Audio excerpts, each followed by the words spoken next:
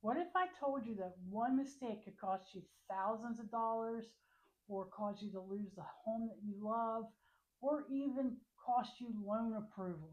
In today's video, I'm going to talk about the 10 mistakes that I've seen buyers make and how you can avoid those mistakes so that you get to the closing and get your home. Buying a home is exciting, and that excitement can cost you thousands of dollars if you act on it impulsively and you make these mistakes that I'm about to go over. So stick with me and I'm going to talk about them. The first mistake is trying to time your purchase based on the real estate market or interest rates. What does that mean? Many buyers see that prices have risen in the past 4 or 5 years, and that is very true. And that also, along with the prices, the interest rate has come back up. Now, let me just talk about the interest rates real quick. COVID, we saw super low rates like 3%, 2.5%, and we're not going to see those again unless we have maybe some catastrophic event happen again, similar to COVID, because that's why the rates were down. We thought that the market was going to crash. The Fed stepped in, they manipulated the rates, and it caused them to come down. And then the way they manipulated, they stopped, and that caused the rates to go back up back in 2022. They really should have done it sooner because the frenzy, the buying frenzy. So the prices came up really high and fast. And buyers are trying to time that. But the problem is, historically, real estate prices have always risen. There are times like back in 2008 where we did see some crash happening throughout the whole country, and the prices were like plummeted down. People lost their homes to foreclosure. This is not the same situation.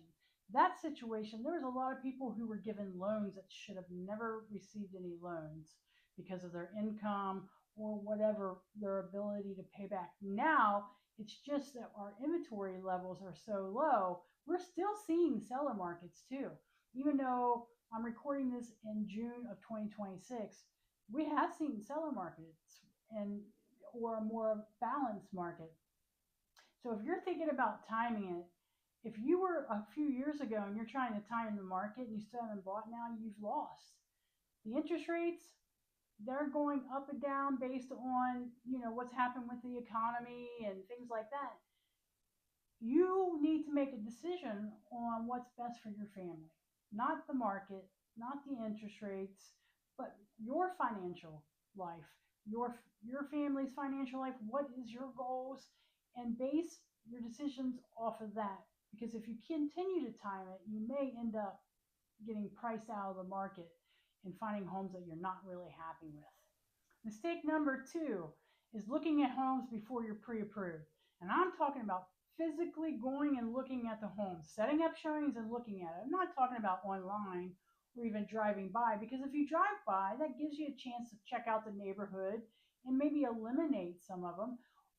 Or even looking online is kind of motivating, exciting to see houses. But if you go before you're pre-approved, and let's say you find the house that you love, and then you go to a lender, during that time, a pre-approved buyer sneaks in, takes that home, or you're not approved for that amount.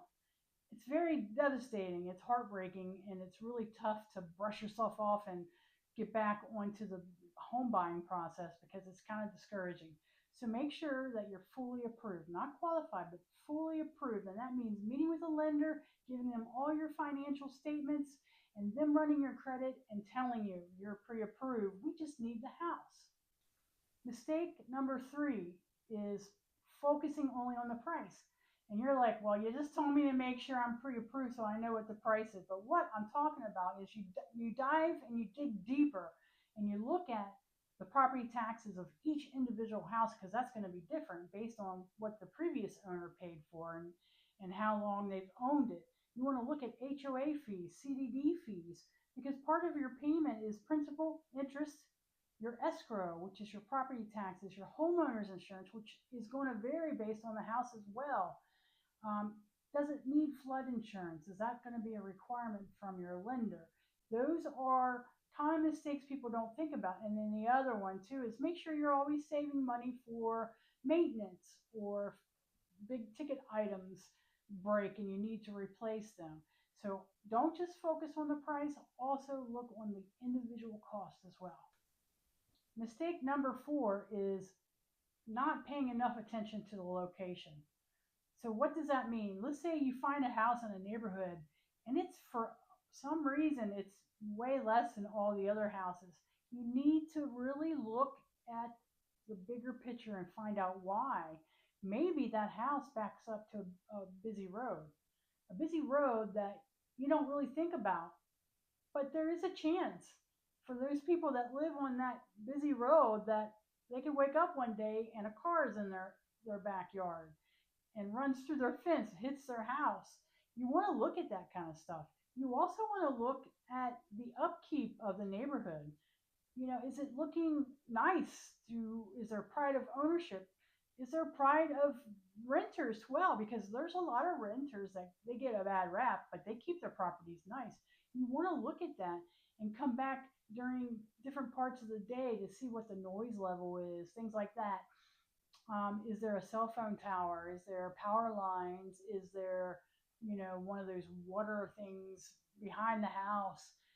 If a house is taking a long time to sell and the price is lower, you need to take that in consideration, and maybe tempting to buy it because it's a lower price. But remember that when it comes time for you to sell the house, you may have that same issue as well.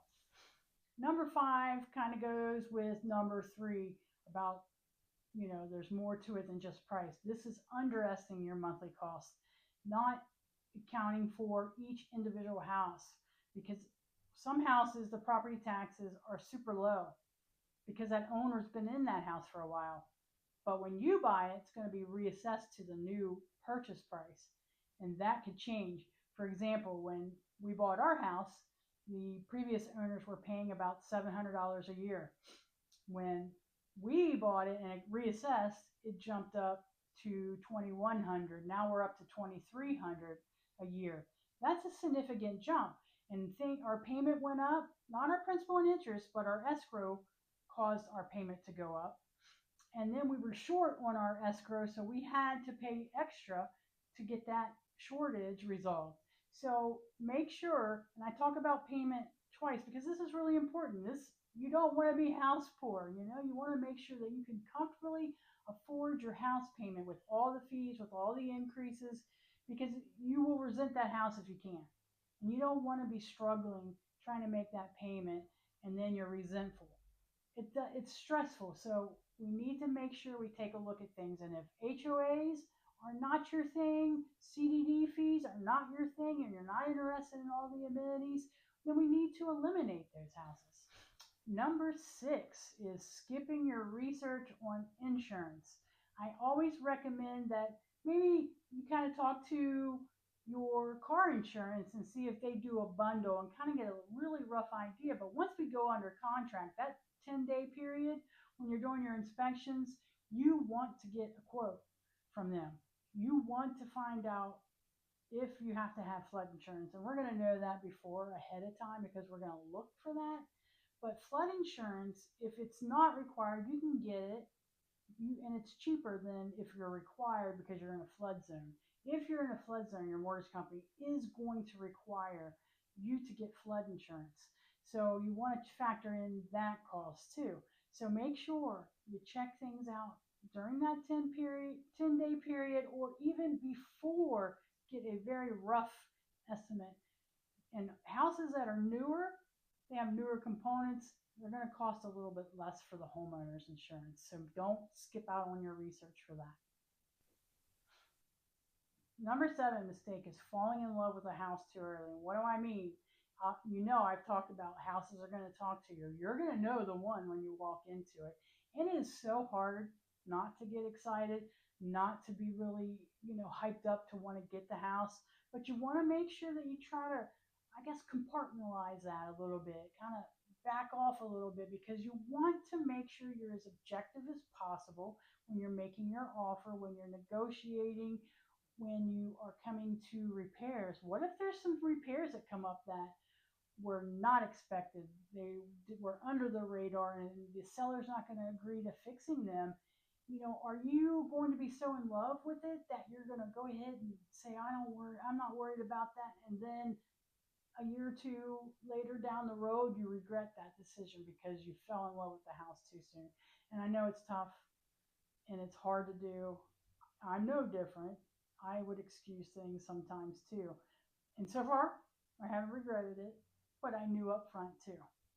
Okay, mistake number 8 is not budgeting for closing costs and moving expenses, because you're going to need, a moving truck. Are you going to hire somebody to do it for you? Are you going to hire somebody to drive the truck? Are you going to hire somebody to pack up for you?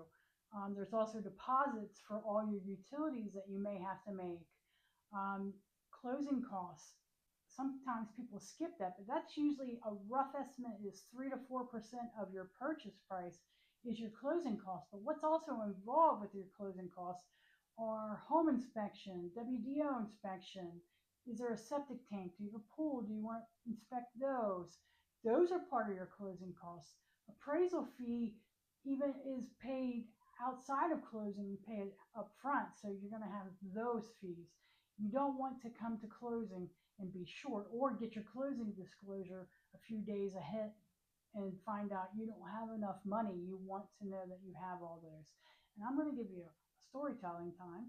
I was trying to sell my first house, and one of the buyers that made the offer went under contract, and we go through a few days, the weekend, and I get a call from the buyer's agent, and they say, hey, my buyer has to back out because they went to Disney and spent their binder, and they can't come up with their binder. And I was like, how do you go to Disney, spend this money that you're going to use for the house that you're trying to buy, the roof over your head?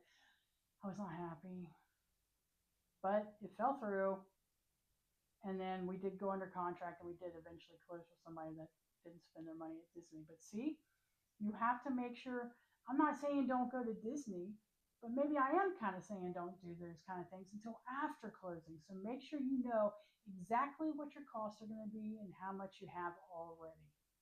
Okay, mistake number 9, not asking questions. You're in class.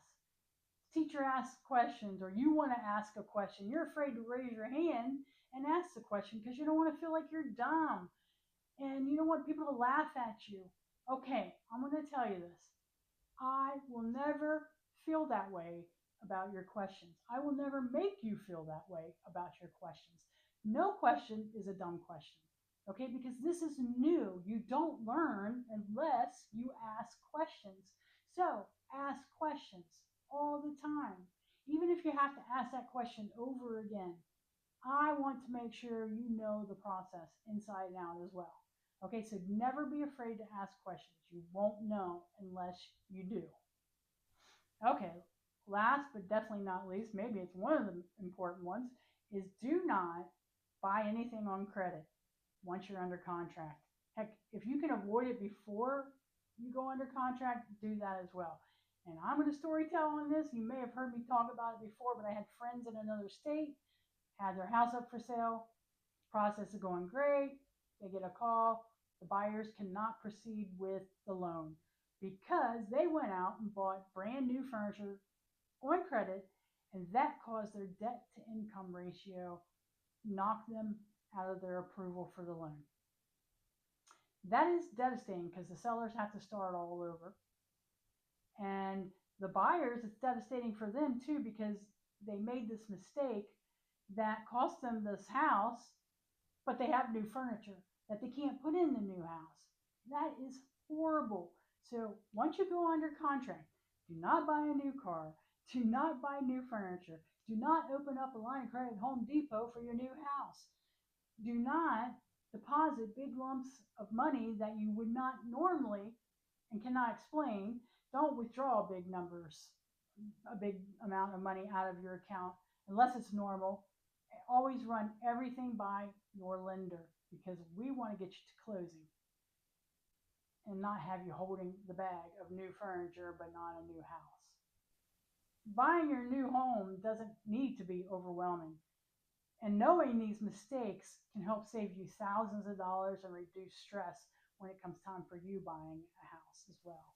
If you're thinking about buying a new house in Jacksonville, Clay County, St. Johns County, this video can help you avoid these mistakes and reduce stress to get you on the road to home ownership.